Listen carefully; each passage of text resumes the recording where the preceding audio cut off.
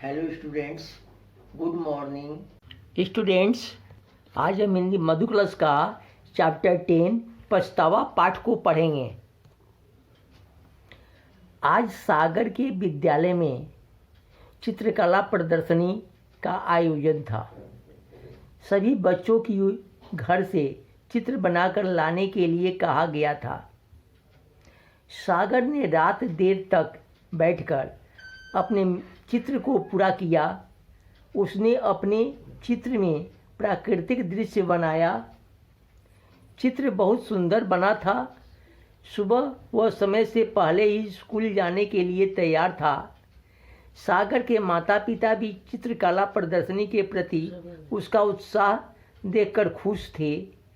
School पहुंचने पर प्रतियोगिता में भाग लेने वाले सभी बच्चों को अपना अपना चित्र लेकर स्कूल के मैदान में आने के लिए कहा गया। सागर भी अपने बनाए हुए चित्र के साथ वहां पहुंच गया। तभी सागर को प्यास लगी। वह अपने चित्र को एक कोने में सुरक्षित रखकर पानी पीने चला गया। पर यह क्या, जब वह पानी पीकर आया तो वहां से चित्र गायब था। हैरान परेशान सागर रोते हुए अपने चित्र को ढूंढने लगा, पर चित्र नहीं मिला।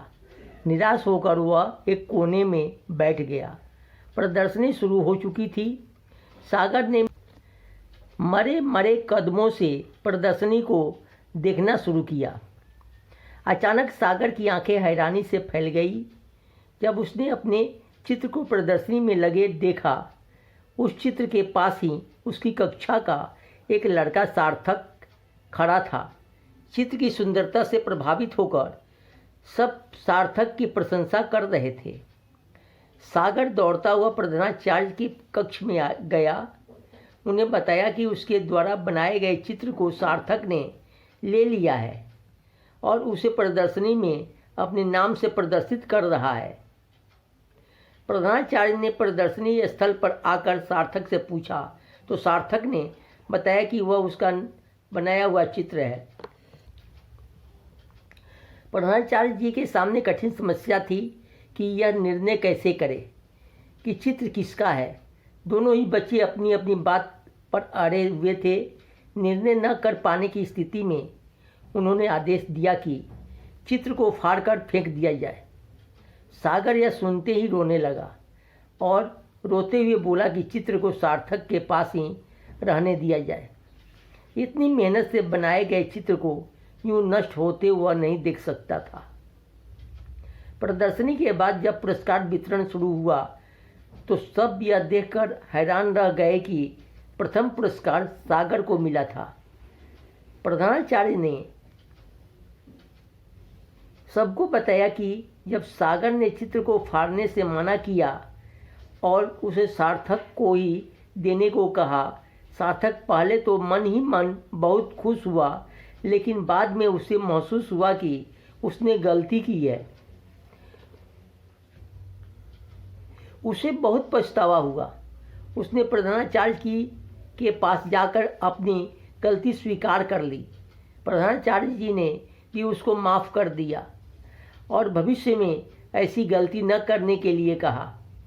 गलती तो अक्सर सबसे होती है, लेकिन गलती को स्वीकार कर उसे सुधार लेना बड़प्पन की निशानी है। शशि गुप्ता।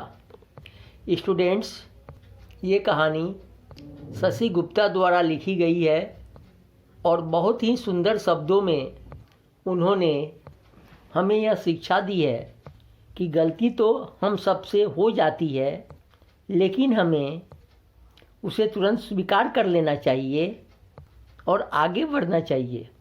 जिस प्रकार यहाँ सार्थक ने सागर की चित्र को चुराकर गलती की थी और वो अपनी गलती स्वीकार नहीं कर रहा था, लेकिन जब अंत में सागर को प्रथम पुरस्कार मिला तो उसे अपनी गलती का एहसास हुआ और उसने तुरंत ही क्षमा मांग ली। तो स्टूडेंट्स, आप लोग इस कहानी को अच्छे से पढ़ो और इसमें दी गई शिक्षा को अमल करो। Okay students, thank you.